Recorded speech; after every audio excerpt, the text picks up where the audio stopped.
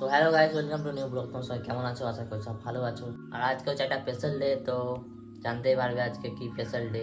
চলো ব্লগটা কন্টিনিউ করতে থাকো, তাহলেই জানতে পারবে। লাস্ট পর্যন্ত দেখতে থাকো, তাহলে জানতে পারবে স্পেশাল ডেটা কি। আর এখন থেকে ব্লগটা শুরু করেছি, এখন বাজছে 8:30। তো এখন একটুখানি গাইস, চলো জাস্ট অ্যাজ করা যায়, ফ্রেশ হওয়া যায়, তাহলে দেখা হচ্ছে।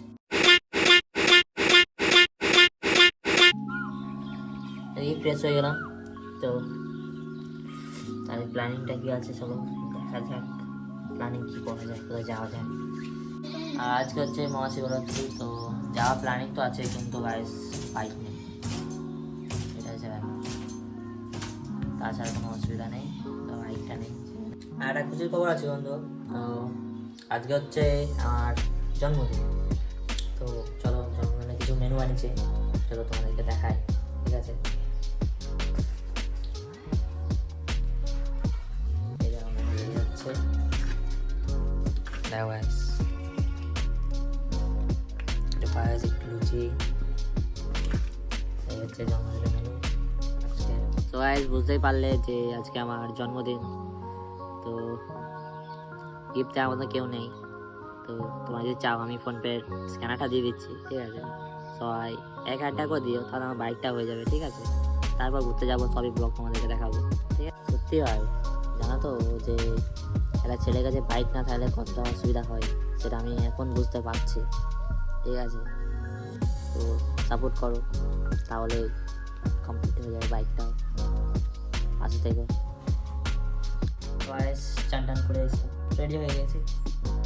যাওয়ার প্ল্যানিং তো আছে, কিন্তু যাওয়াটা কিন্তু সেটা বোঝা যাচ্ছে না।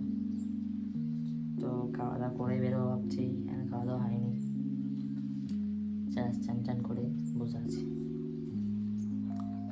তো ব্লগটা কন্টিনিউ করতে থাকো, দেখা যাক লাস্ট পর্যন্ত কতটা কী হয়। বয়স এখন বাজছে 4টে, খাওয়া দাওয়া করে একটু ঘুমিয়ে পড়েছিলাম। তো জানি ভাই, আরো ঘুমাইতে হবে। তো ব্লগটা কন্টিনিউ করতে থাকো, দুপুরবেলা তো হয়েই গেল, দেখি কি করা যায়। চলো চলো। তো তো এখন রেডি হচ্ছে, ঠিক আছে? রেডি হয়ে যাচ্ছে আমার। তো কোথায় যাবো চলো দেখতে থাকো, কোথায় যাওয়া যায়, ঠিক আছে?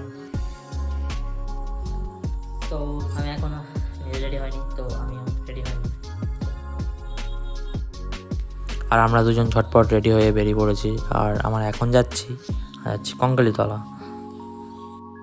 আর গাইস আমাদের এমনিতেই লেট হয়ে গেছিলো, আর এইদিকে তার মধ্যে রেলগেট পড়ে গেছে, তো এদিকে জ্যামের মধ্যে যেতে যেতেই আর এইদিকে আমরা কঙ্কালীতলা পৌঁছে গিয়েছি। আর এদিকে কঙ্কালীতলা মায়ের দর্শন করেই আমরা বেরিয়ে গেলাম প্রোগ্রাম দেখতে।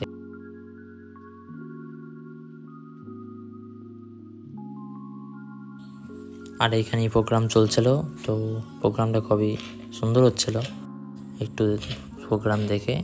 আর রাতে অ্যাকচুয়ালি ভিডিও বানাতে পারিনি একটু প্রবলেমের জন্য, তো সেখানে বাড়ি চলে এসেছিলাম। আর সেলিব্রেশনটা করেছি, কিন্তু একটা ভিডিও ক্লিপ নেওয়া হয়নি, সেই জন্য ব্লগটা এতটাই দেখা হচ্ছে নেক্সট ব্লগে। তো সাপোর্ট করো, লাইক কমেন্ট সাবস্ক্রাইব করে দিও, আর কমেন্টে বলো একটু যদি ভালো লাগে, ঠিক আছে? দেখা হচ্ছে নেক্সট ব্লগ।